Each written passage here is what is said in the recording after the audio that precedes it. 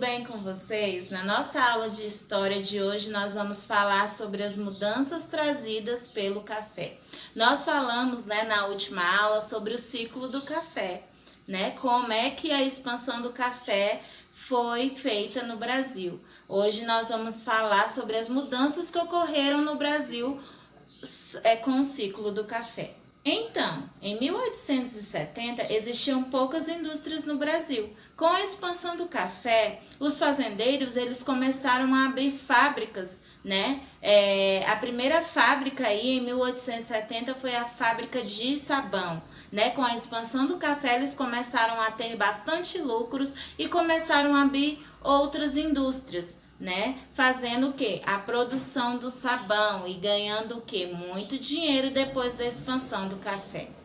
E nós temos também as fábricas também de tecidos, alimentos, Nós temos essas outras fábricas também, que foram uma das primeiras fábricas existentes depois da expansão do café, Depois do lucro obtido com o café. Então, essas indústrias foram abertas no Rio de Janeiro, São Paulo, Rio Grande do Norte. Foram, as primeiras indústrias, obtidas no Brasil.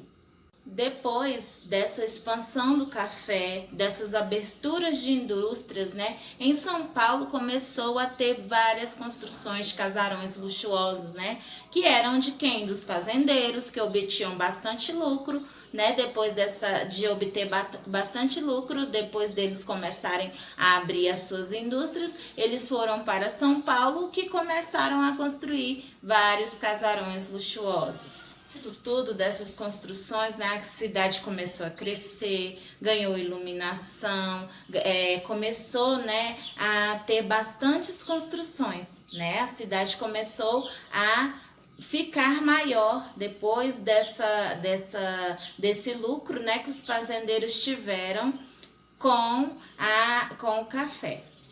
O café ele favoreceu várias obras naquela época, Que foram a Estação da Luz, o Teatro Municipal, o Mercado Municipal, o Museu do Ipiranga, a Agência Central do Brasil e a Escola Caetano de Campos. Então, ela teve bastante o quê? Ela teve bastante construções depois dessa expansão do café.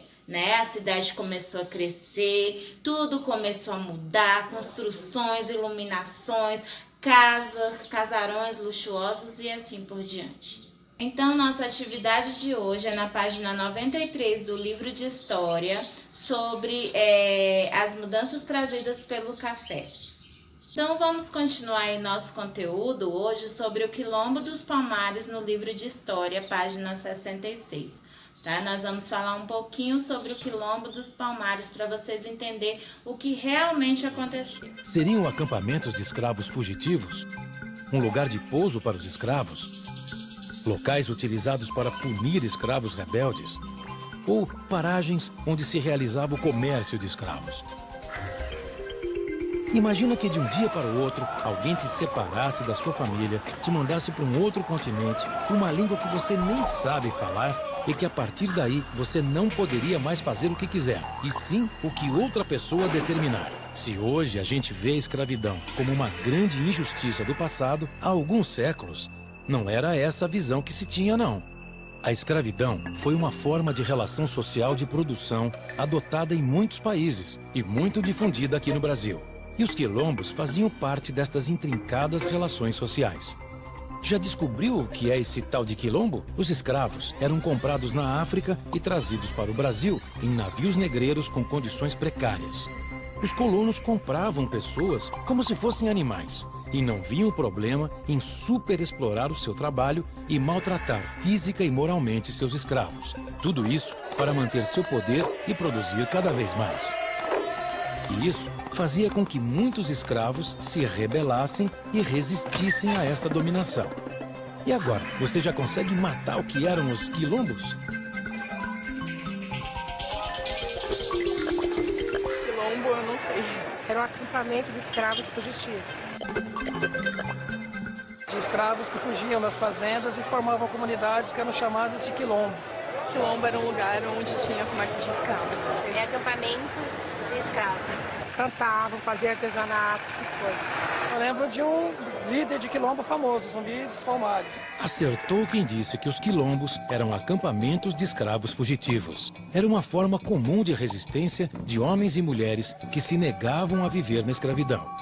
Os quilombos se disseminaram por todo o Brasil enquanto a escravatura existiu. E ficavam em regiões despovoadas pelos brancos e de difícil acesso. Eles tinham estruturas e tamanhos bem diferentes entre si. Alguns chegaram a ter mais de 20 mil habitantes, como o famoso Quilombo de Palmares.